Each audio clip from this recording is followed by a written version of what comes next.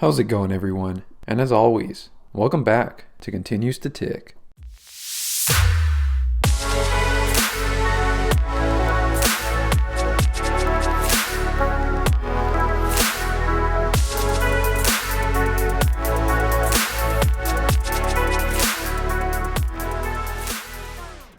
So yes, here we are now on the very last day of the second month of the year 2022, and tomorrow, officially the first day of March.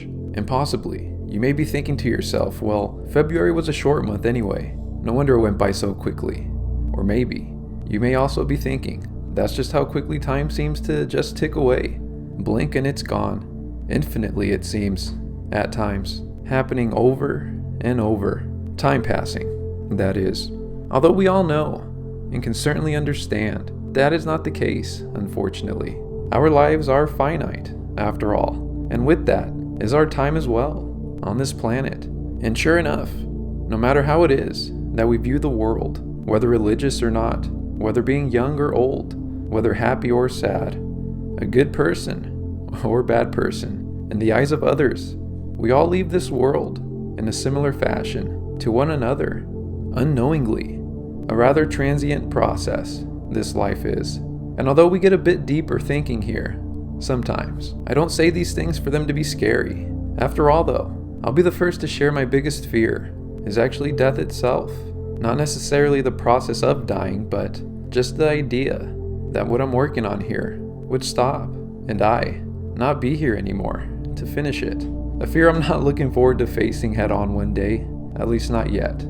But anyhow, I don't necessarily say all this to be too philosophical either. It can be quite scary in the deep world of things, and after all, we do invest for dividends here on this channel too. That shall not be forgotten. I guess ultimately I just like taking moments like these to express ways in which I view the world, another being that each of our lives are important. I like to imagine that if all of us were able, we'd all have a movie or documentary based on our lives, and trust me, they'd all be worth watching and interesting. Now, as you saw by the title of this week's video, we do have a dividend investing story this week, although today's story will be unlike any other so far, mainly given that it's actually still happening right now, and we don't know the ending quite yet, but that actually, I think, makes it more exciting, because technically it's a dividend story that also is getting documented on a weekly basis on this YouTube channel, as it unfolds in real time. You see, as I mentioned earlier,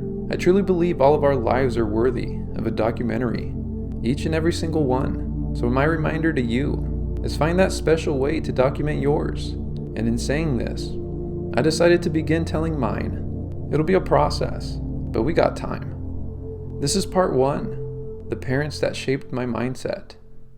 So this story is about the dividend investor, Jesse Barrica, the son of immigrant parents from Mexico, a first generation born in the United States, part of the first generation to go to college, the only son, and middle child. Jesse grew up watching his parents work with the ambition of making it in the United States, as many do, and watched firsthand that it could actually be done. Even if you arrive with nothing, it just takes a lot of work, time, and discipline. Whose father in his early 20s first came to America from Mexico to work in the agricultural fields because it was the only job he could obtain, as he didn't know English.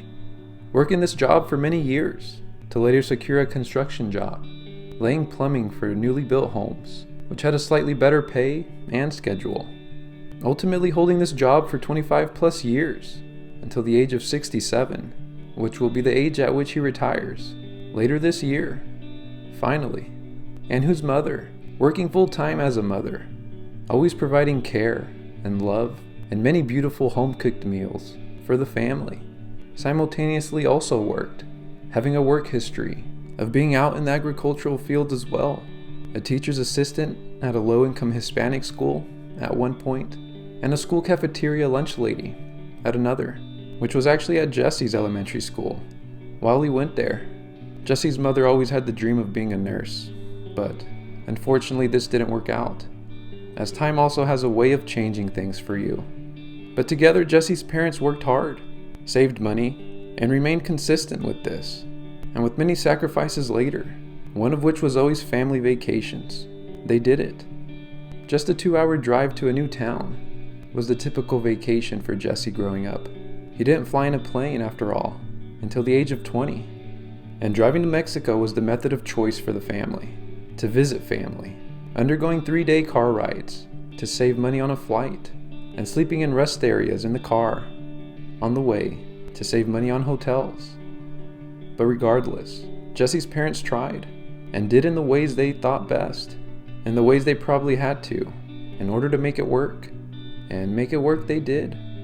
But in doing, the key to their accomplishments ultimately was through investing. We all work hard, we all can save, and Jesse's parents found a way to understand this. They both realized that working hard and saving, however, can really only do so much. Therefore, together, they invested heavily and spent it on assets wisely, building a real estate portfolio that produces more passive income than their working incomes combined. And Jesse saw this. He saw how hard they worked and needed to work, saw that his parents arrived to America with not much, and both less than a high school degree, as neither finished school, which is typical in Mexico. Jesse's dad, for example, didn't even finish elementary school. He actually never liked it, but he knew because he didn't receive an education that he had to work extremely hard the rest of his life, and that he did. Jesse's mom went on to a community college at an older age and took a few college courses and tried that way, which allowed alternative job choices for her. And Jesse saw this too. As a proud moment later on, Jesse's parents found themselves living in a neighborhood where most people held college degrees, businesses, or higher paying careers, houses that would swallow the ones they both started in neighborhoods people want to actually live in. Jesse grew up watching this all, and it wasn't until graduating high school when he realized what it was that he witnessed. And just like his parents wanted to carry the baton and build a great future, Jesse has made it his goal to also pick it up and carry it as well, and not waste the opportunity or the work his parents did in creating what they did from nothing for him, his sisters, and themselves. Watching this unfold and grow is what Jesse credits to his mindset today. So break time. Hopefully that wasn't too bad. After all, it's only part 1 to test the waters. Eventually we'll get part 2 and so on. But just before we move onward with the video and continue to show the investing world of things, take this mind cleanser moment right here and reflect on your upbringing. I'm sure it brings up many emotions. But now, making our way into the Jesse's cash flow portfolio. We had an odd rebound effect towards the end of the week, but I'm sure it all goes without saying as to why the markets are reacting as they are. And honestly, it's all just very sad. But as you can see, we didn't dive too deep this last week, as we currently sit at $48,946.74, almost at the 49K mark, which means subsequently almost at the 50K mark. And that's the next milestone, so we're waiting for it. But in the meantime, we'll continue to control what it is that we can actually control. And this current portfolio size is with a total return of 30.25% in the green, which equates to a total portfolio gain of $6,287.58. And if you take a closer look here, you can see for market gain alone, we're at $5,188.11, and from earned dividends, we're at $1,099.47. So almost at 1,100, almost. And of course, this is on the all-time charts. And if we just take a peek here at last week's performance, you can see, I believe it's the first green week in a while with a return of 0.97%, which equates to a pretty notable gain of $468.79. And surprisingly enough, if we look at our last month's chart view, it's relatively flat. So despite all of these waves of up and down, we're actually relatively flat. And as far as a portfolio can go, I think this is as flat as you can get. 0.11% return, about $50 in the green. And I'll take it. And now going into the dividend activity section here, as you can see, not much action. But that's okay, as we still had our weekly deposit of $500 on February 23rd.